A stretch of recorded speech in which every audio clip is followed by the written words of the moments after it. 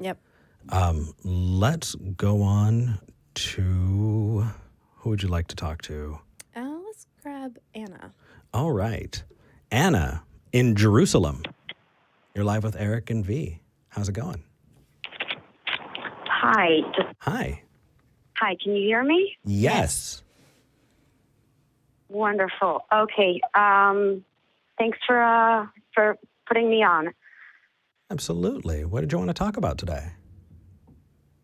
Well, my father is dying. He's got probably a few more days. And I'm an atheist. I'm sorry to hear that, Anna. So is my partner. And my older son, he's 6, and he's very attached to his grandfather. My son is on the autistic spectrum. I guess the closest thing you could call him is Asperger, very intelligent, but has some emotional problems. Right, may not pick up on all social cues as easily. Yeah, exactly. So, and as it says, I'm in Jerusalem, which is a very Jewish place. I've heard. I have some friends out there right now, actually. Everything is closed on Shabbat. And even people who consider themselves secular, most of them would keep kosher, So atheism is almost unheard of here. Almost. So I'd love to ask you, because my understanding was that, the practice does not necessarily mean that the faith is always held by those people practicing it, in the same way that I still celebrate Christmas. It doesn't. Oh, absolutely, but there are a lot of cultural you will Jews, have, but not necessarily. You will have some, absolutely, and Okay. and I encourage and embrace, a lot of the ritual, and I don't want to keep those things away from my children, because I don't want them to feel like if you have no faith, then you're missing out on things. It's part of our culture and everything. Absolutely. But it is true that there are even religious atheists, but seriously, Jewish, not a lot of, but I know a few people who will wear a yarmulke and go to synagogue, but they no longer believe. And I give some credit to Judaism for this, because it's a religion that encourages you to explore and ask questions. Absolutely. Actually, So I think Oh, sorry. Go ahead. I didn't mean to cut you off. No. What were you saying? Oh, I was going to say, I entirely agree. I was talking to a rabbi that was one of the last stones that fell before I recognized myself as an atheist. It was a heartfelt, long conversation with somebody who I was asking him all these questions, and after, going through all of the things that I wanted answers to, he just looked at me and said, "It sounds like you don't believe." Okay, but I want you to prove me wrong. He's like, "Just don't believe." And I was like, "That's an option?" Yeah. So that's pretty awesome. It was a really sweet guy. He sounds like it. I know a few people like that. But I'm Jewish, so I'm not. But I know we're going a little far afield. You're wanting to talk about death. My point is that the culture is very faith-oriented. And I know that probably when my father passes, my son is going to ask me, "Where's Grandpa now?" And I also know that I cannot keep him from hearing from others that Grandpa's in heaven now. Well, And can I ask a very ignorant question? sure. So my understanding in Torah was there wasn't a lot of talk about a heaven as much as it was kind of, sleeping with your fathers until you're reawakened. Was there some? Where do we get heaven? Well, it's actually in Hebrew it's called Gan Eden. Mm-hmm.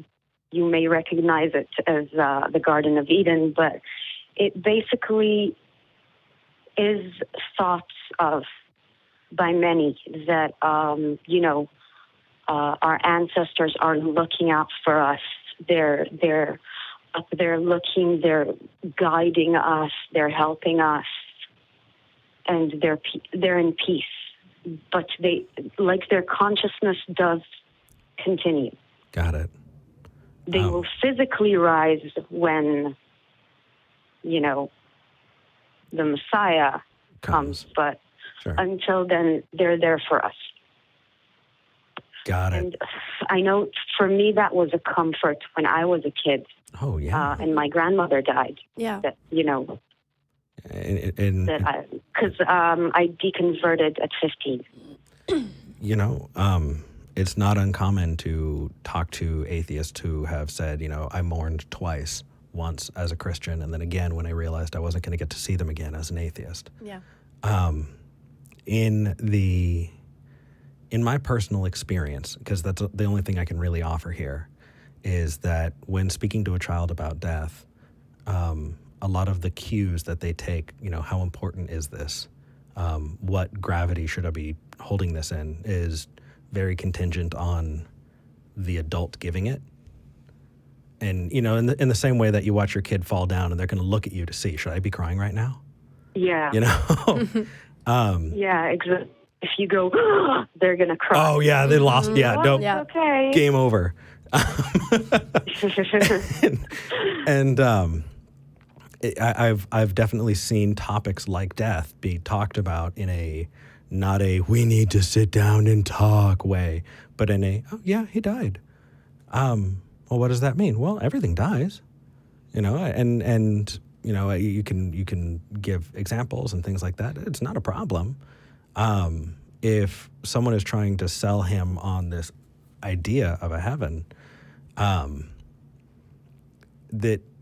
it's something that I think will probably come up over time, but you don't have to make a giant deal out of it, at least not at the start, the less gravity you give it, there's a chance, at least in my experience, that they'll go, oh, okay. Mm-hmm. Oh, I'll absolutely, I'll take that into consideration when I talk to him. Thank you so much. But what if he actually asks me, like, where is he, Well, Mm-hmm. I can't tell him, I've heard of someone who told their kids that dying is like going to sleep and not waking up, and then the kid was really, really scared to go to sleep. Mm-hmm. Yeah, absolutely. And I don't want to tell him I don't know, because but you do know. Yeah. Where whatever you decide to do with, your father after he passes, if he says, well, where is he? Well, he's over there. If you decide to bury him, then you could say, well, we buried his body at the cemetery. Do you want to go visit? Yeah. And maybe visiting and keeping that memory alive is something that you can instill and say, it's wonderful that we got to have him in our lives, isn't it? I'm so grateful. Yeah. It's not necessarily, your son's not necessarily going to come up with this idea of a, substance dualism soul that somehow separates from a body. If he says, well, where's Grandpa? Well, you remember he died. He's at the cemetery. Let's go visit. Something like that can be good. Yeah. And, I don't think either of us have children, so this is You don't think? I don't. I have not known you that's for a fair. long time. That's fair. You have not known me for a long time. I know I don't. I could I'll just put that out there. I could have all of the children. You don't know. I don't. But so take that with a grain of salt. But that, at least in my experience, is the best that I've seen. And also, Great advice. if he does have two parents who are atheist, I believe you said that your partner was also atheist. Yeah.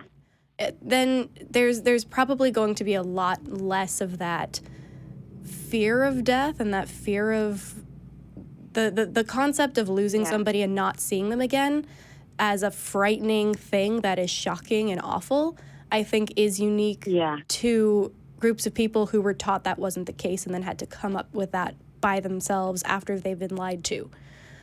So if your son has not been lied to about the fact that Grandpa is going to be there again and you are going to see him again, it's not going to be as traumatic. It's not going to be as hard for him to hear because he's not going to have to rewrite that in his brain because you guys have done a good job in, I'm assuming, not telling him that.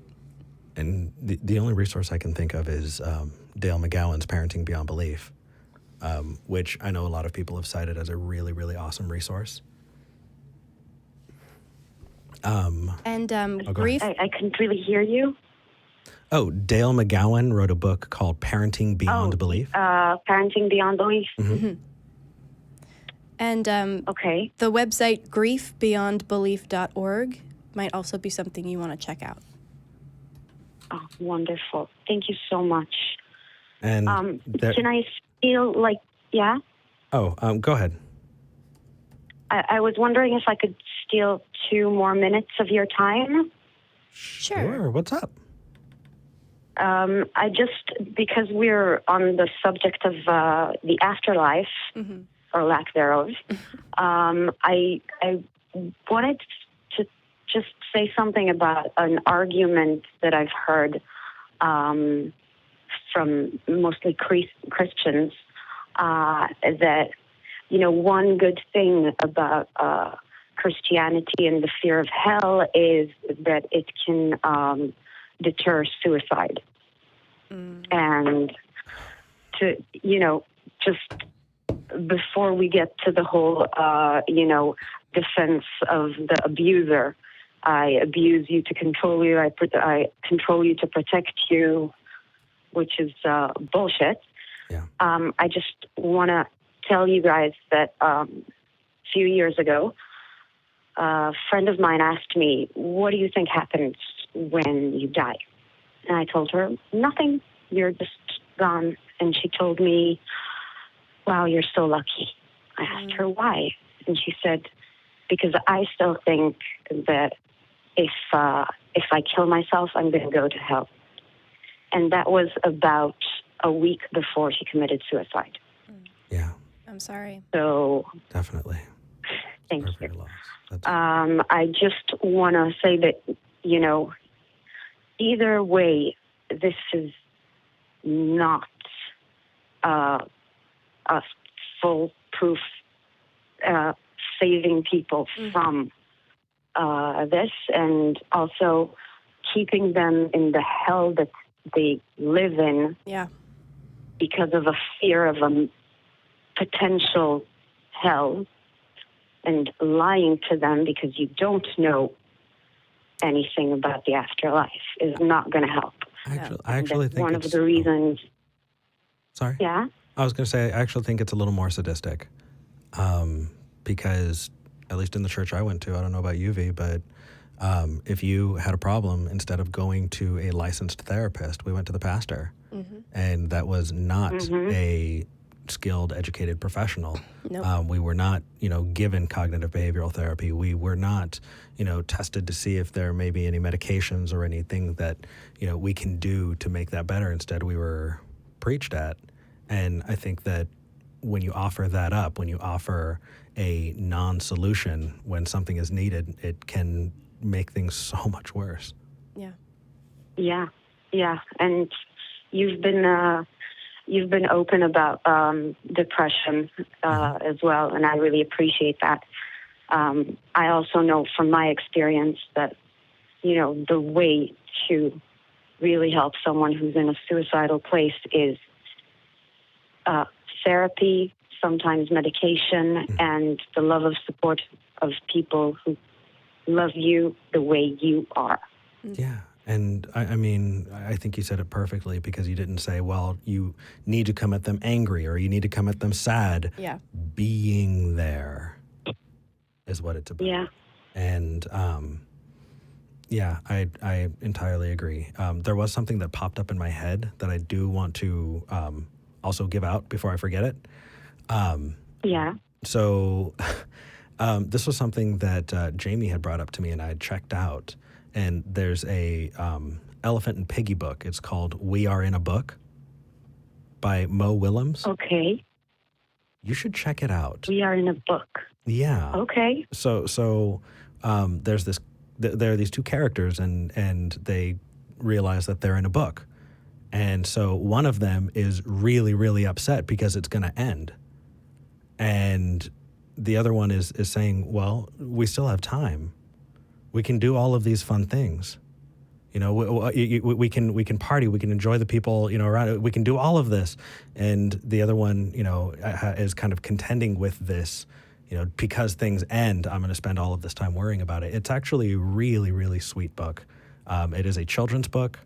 I love the illustrations. And yeah, that was something that Jamie drew my attention to that I'm never going to forget. So that might help. Awesome. Yeah. And thank Jamie for me. Will do. Will do. All righty. So thank you so much for your time and for everything you're doing. Well, thank you. Thank you for Anna. calling in. We'll be thinking about you. Definitely. Thank you. Bye. Bye. That was nice. Yeah. Right? Yeah. Yeah. So we've got a couple. Oh, my goodness. We have a lot more calls. We've got to get through.